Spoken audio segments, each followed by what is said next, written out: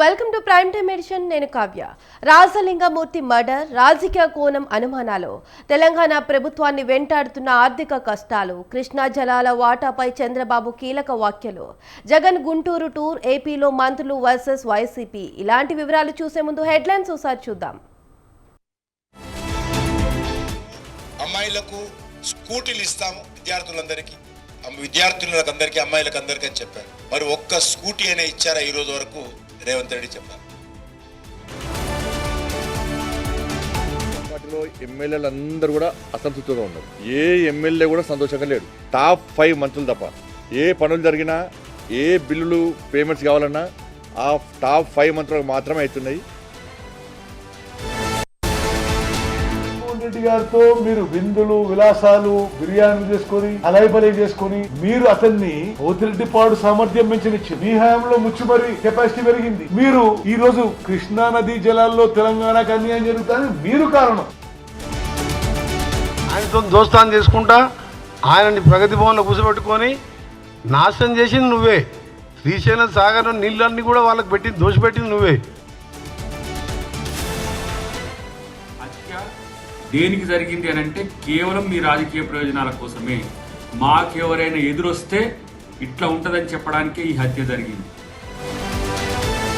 కేంద్రాన్ని అడిగే దమ్ము లేదు, చంద్రబాబుని అడిగే ధైర్యం లేదు నీకు. మరి నీ నిర్లక్ష్యం వల్ల, మీరు నోరు మెదపకపోవడం వల్ల ఈ రాష్ట్రంలో పంటలు దెబ్బతినే ప్రమాదం ఉంది.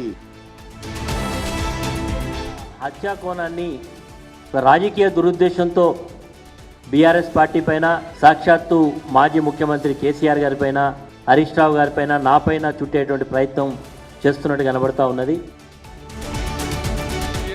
హై హ్యాండెడ్గా ఇల్లీగల్ యాక్టివిటీ చేసినప్పుడు నాకు పోలీసులు కూడా రావాలన్నా వెనకాలంటే రేపు రాబోయే రోజు నువ్వు నేరాలు చేస్తానంటే పోలీసులు చూస్తూ నీ దగ్గర రావాలన్నా? ఇది కరెక్ట్ అప్రోచ్ కాదు. ఇది నాకు సంబంధించిన విషయం కాదు, ఎన్నికల కమిషన్ విషయం. కానీ వచ్చింది కాబట్టి చెప్పాల్సి వస్తా ఉంది. ఇటువంటి చరిత్ర ఉందా ఆంధ్రప్రదేశ్లో? ఈ విధంగా ఒకళ్ళ మీద ఒకళ్ళు ఎందుకు చేశారు? బరి తెగించి పార్టీ ఆఫీసుల మీద పడి కొట్టి పార్టీ ఆఫీసుల్ని కాల్చి ఈ విధంగా చేస్తే కార్యకర్తలందరూ కూడా ఈ రోజు రగిలిపోతా ఉన్నారు. చంద్రబాబు నాయుడు గారి మంచితనం వల్ల ఈ రోజు ఆపుతున్నారు ఆయన. ఒక ముఖ్యమంత్రిగా పనిచేసిన వాడివి కోళ్ళు వెళ్ళకూడదనే విషయాన్ని నీకు తెలియదా? అది కూడా తెలియకుండా నువ్వు ముఖ్యమంత్రిగా ఏ విధంగా పనిచేసావు? మిర్చి రైతుల గురించి వాళ్ళు మాట్లాడే అర్హత ఎక్కడ ఉంది నీకు? ఆ రోజు నువ్వే కదా ఎంఎస్పీ రేటు 7,000 రూపాయలు అని చెప్పి ఇచ్చింది. ప్రజాస్వామ్యాన్ని కాపాడలేదు. నువ్వు ఇది చేసి ఈరోజు ఎన్ని పుస్తకాలు పెట్టుకుంటున్నా ఇబ్బంది ఏం లేదు. మేము ప్రజాస్వామ్య విలువలు కాపాడుకుంటూ ప్రజాస్వామ్యం పట్ల మేము వెళ్తున్నాం, అంతేగాని మీలాగా రాజారెడ్డి రాజ్యాంగాన్ని, బ్లూ రాజ్యాంగాన్ని మేము ఎక్కడ అమలు పరచట్లా.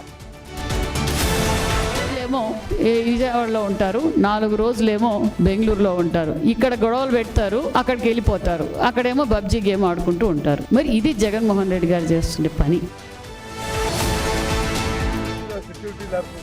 100% ఒక్క యూనిఫామ్ ఉన్న కానిస్టేబుల్ ఒక్కరు కూడా ఆ చుట్టుపక్కల లేకుండా ఏదైనా అవంతి సంఘటనలో జరిగేటట్టుగా వారు ప్రేరేపించేటట్టుగా వారు నేను జరిగిన ప్రయత్నం చూస్తుంటే చాలా అనిపించింది.